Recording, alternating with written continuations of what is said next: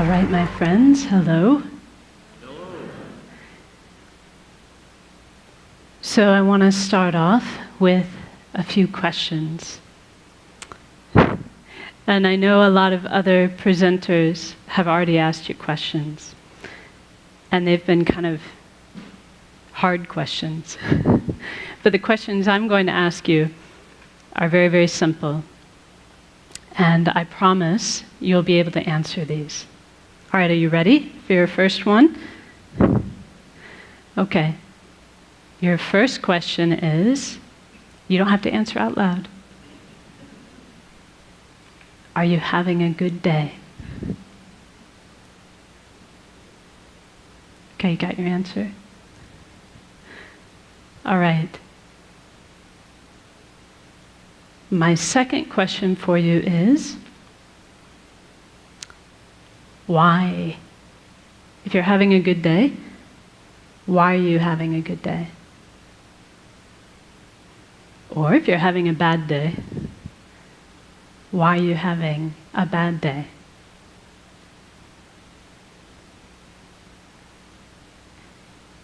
So I have one more question for you. This should be the easiest one of all. My last question is, tomorrow, would you rather have a good day?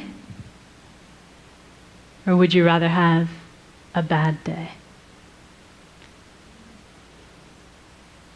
Do you have your answer for that one? What about the day after tomorrow? What about Sunday? Let's see, yeah, that's right. Tomorrow's Saturday, Sunday. How about Monday? Would you like to have a good day or a bad day on Monday? Tuesday? Wednesday? Thursday? Friday? This time next week? A good day or a bad day?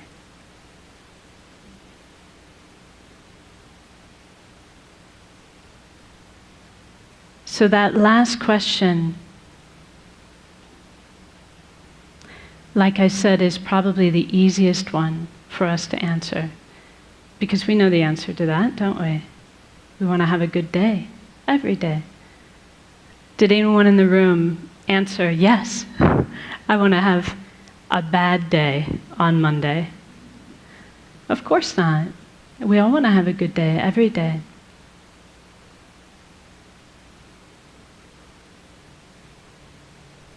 So this is really speaking to the type of happiness that we all wish for in our heart of hearts. We have a good day when we are happy.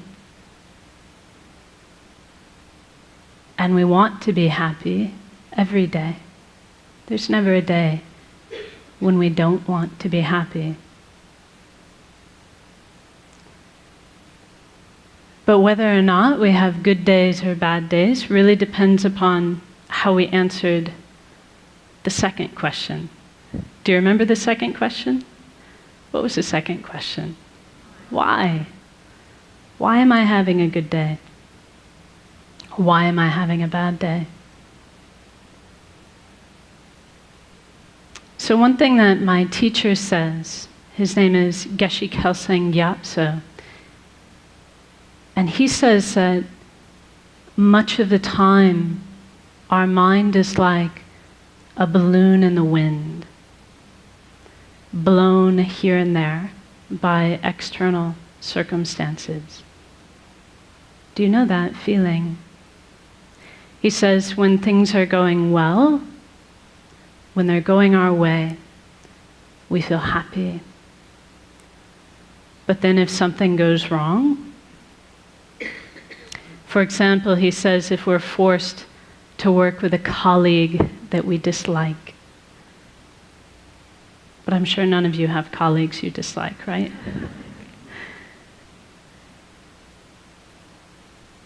He says if we're forced to work with someone we dislike, or if something doesn't go our way, then our happy feeling disappears.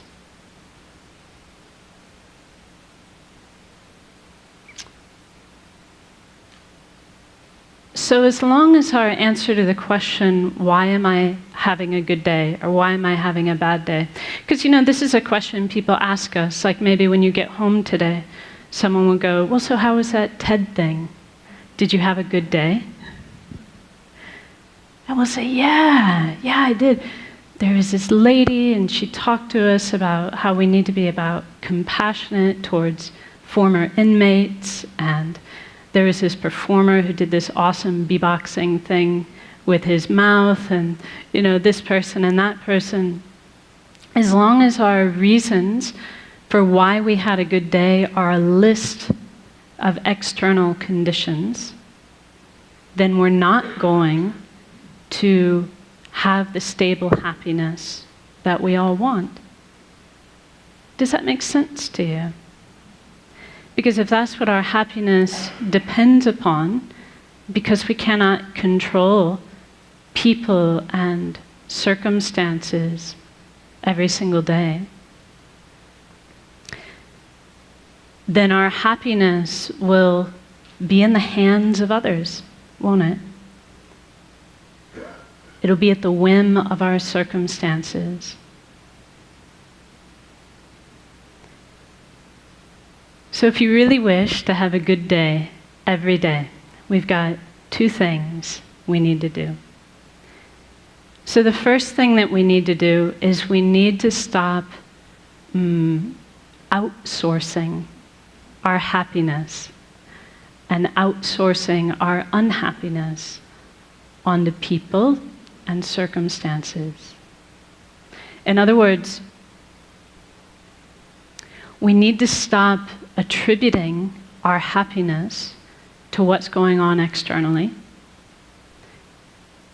And we need to stop blaming others, especially blaming others, for our unhappiness. So for as long as we do that, as long as we're making it the job of people and circumstances to make us happy, or as long as we're making it their fault when we're unhappy, our happiness will be very unstable and elusive. Our second job is to actively cultivate a source of peace and a source of happiness coming from inside our own mind. So here's something I want you to commit to memory. Are you ready? This is another line from one of my teacher's books where he says, happiness and unhappiness are states of mind,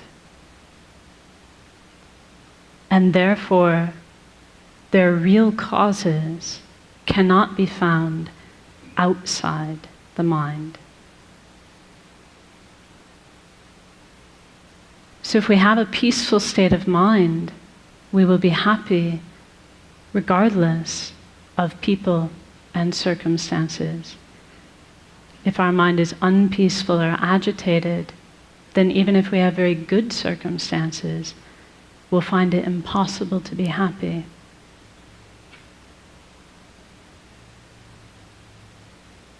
So in other words,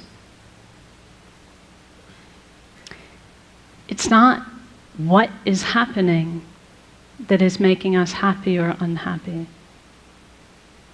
It is how we are responding to those things that determines whether we are happy or unhappy.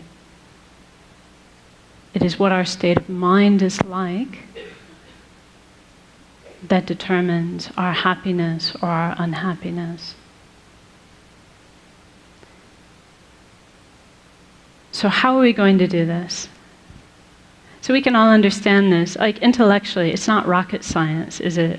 It's not hard to understand. And maybe to a certain extent, as I tell you these things, you're like, yeah, I knew that already. I knew that already. But how do we actually do it? How do we actually cultivate this stable peace of mind that we can rely upon regardless of the external circumstances? So this is really where meditation comes into play. And I would say I would need a whole other TED Talk, hint, hint, in order to really do the subject of meditation justice. But for our purposes today, we can say that meditation is a mental action. It's the mental action of concentrating on a peaceful, positive state of mind. If we do that, if we concentrate on a peaceful, positive state of mind, then we can say we're meditating. Whether that's like this, right? See, actually, you don't know if I'm meditating or not, because I could be thinking about my grocery list.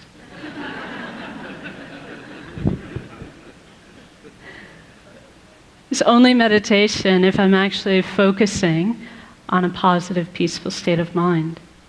But the trick is, I can do it like this. This is called formal meditation.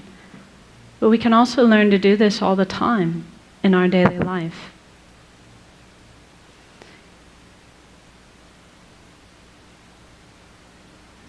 So see, here's a perfect opportunity.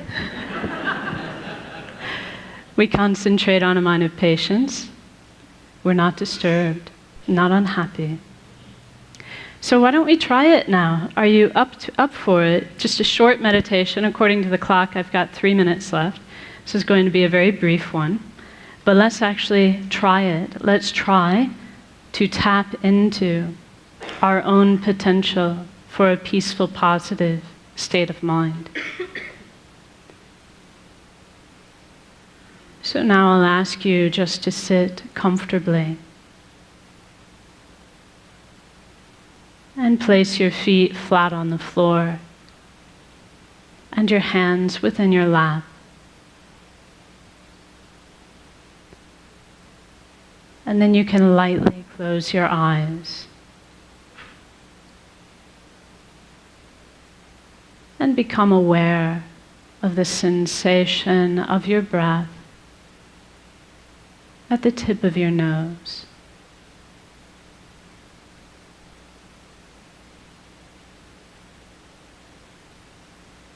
And as you breathe out, you can imagine you are breathing out any agitation, any mental busyness, any frustration or unhappiness in your life. Breathing it all out like dark smoke.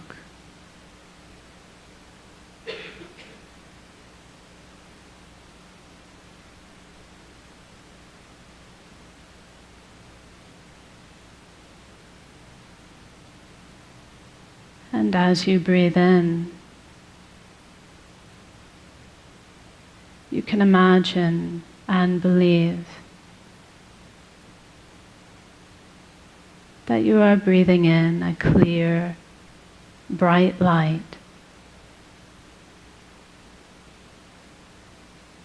which is the very nature of inner peace.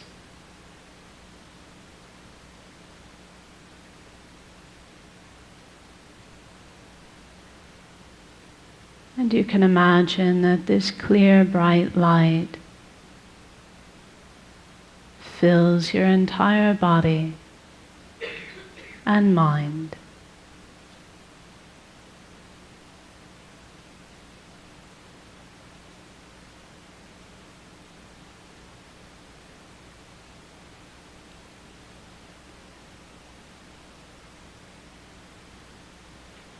And for a few seconds, simply enjoy this inner peace coming from within.